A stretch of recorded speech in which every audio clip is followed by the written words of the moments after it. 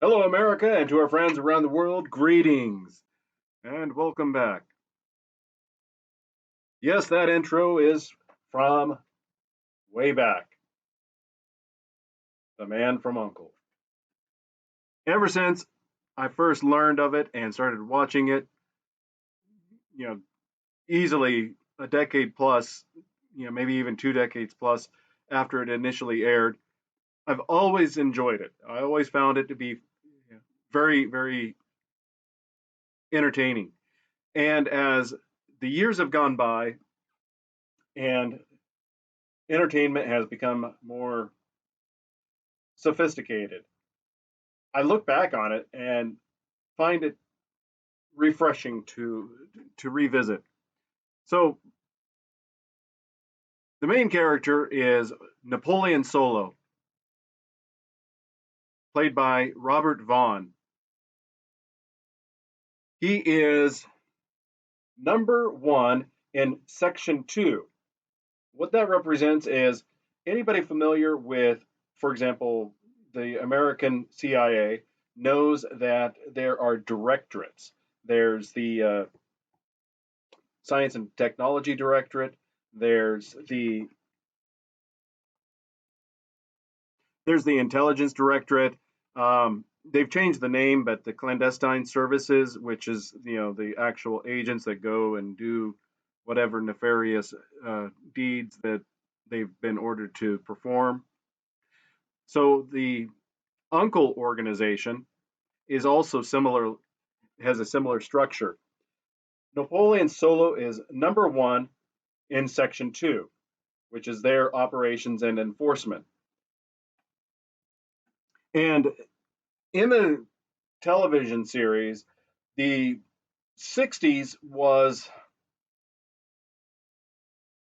they had black and white, and then television programs and whatnot shifted to color. So the original badge is the Roman numeral 2, and as it became colorized, they made new badges, and for whatever reason, he grabbed number 11, apparently making a mistake. Regardless, that is the reason. It was that he was supposed to be designated number one in Section 2. And in the colorized version, you'll notice that there are yellow badges, green badges, and I believe there's other badges. And those denote different departments and different status. For example, visitor badges and so forth. Also, with the character of Napoleon Solo, um, there is, he works for Alexander Waverly. He's number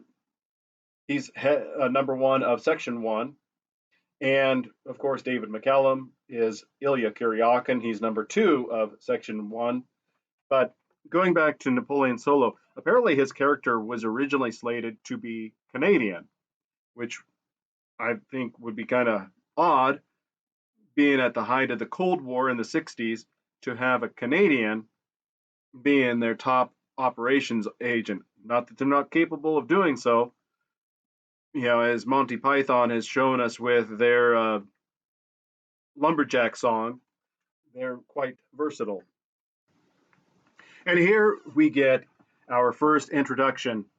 We have what appears to be the Thrush organization infiltrating U.N.C.L.E headquarters, and Robert Vaughn's Napoleon Solo protected behind bulletproof glass, apparently as a deterrent to stopping them. I'm not certain.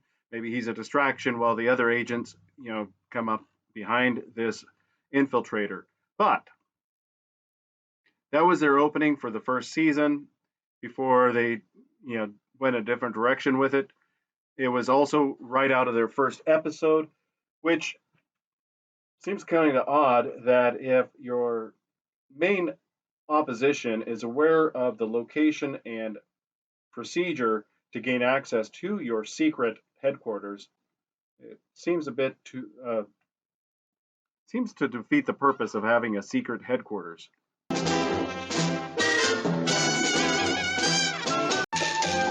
And of course, at the end, the outro, We wish to thank the United Network Command for Law and Enforcement, without whose assistance this wouldn't be possible. I always love that. It always cracked me up because apparently it is so secret it doesn't even exist. So the character of Napoleon Solo was, stylized as an American Bond, an American James Bond. Originally, as I said, supposed to be Canadian, but you know, American influences being what they are, that's what he is. So he was charming, sophisticated, efficient, and had a weakness for women. But upon watching, when you watch The Man from U.N.C.L.E, the original television series, not the movie, when you watch The Man from U.N.C.L E and you watch Napoleon Solo's interactions with women, he's flirtatious, but he's not a womanizer. And that is, just like with Captain Kirk, when you watch him in Star Trek from the 60s, he's labeled as a womanizer. But what these men are actually exhibiting is just traditional masculine roles of setting a tone, being authoritative, taking control of a situation, knowing how to dial back their drive to appeal to a softer nature. Yes, there are occasionally, for both characters, they have their romantic entanglements at times, but generally speaking, in hindsight, these men are very, very soft portrayed, even though they've got the reputation and labeled as womanizers. In fact, if anything, I would say that their energy level is about mid par to most men. And that's not a derogatory thing towards common, contemporary men or men of that time period. It's just what society labels as womanizing and misogynist isn't even close. It's more refined gentleman. If I were to pigeonhole it into a definition, it would be a refined gentleman. To build upon the refined gentleman aspect, Napoleon Solo, viewed his attire. He dressed well. He viewed that as a value. In fact, one episode, I don't recall which one it was. His spending habits, based upon the uncle budget, was very, very outrageous compared to what Ilya Kuryakin felt was appropriate. In fact, there was the teasing, the banter between the two of them to indulge, let go, and that you could be frivolous. And of course, in today's day and age, with all the revelation of fraud, waste, and abuse going on, you can see where a lot of the problems originated with that mentality. Going back into it a little deeper, though, you know, Napoleon Solo, apparently his original character was a Korean War veteran, and that he had a grandfather that was an admiral and another that was an ambassador, college educated, uh, a lot of knowledge of science and tech, skilled martial arts, fly a plane and a helicopter.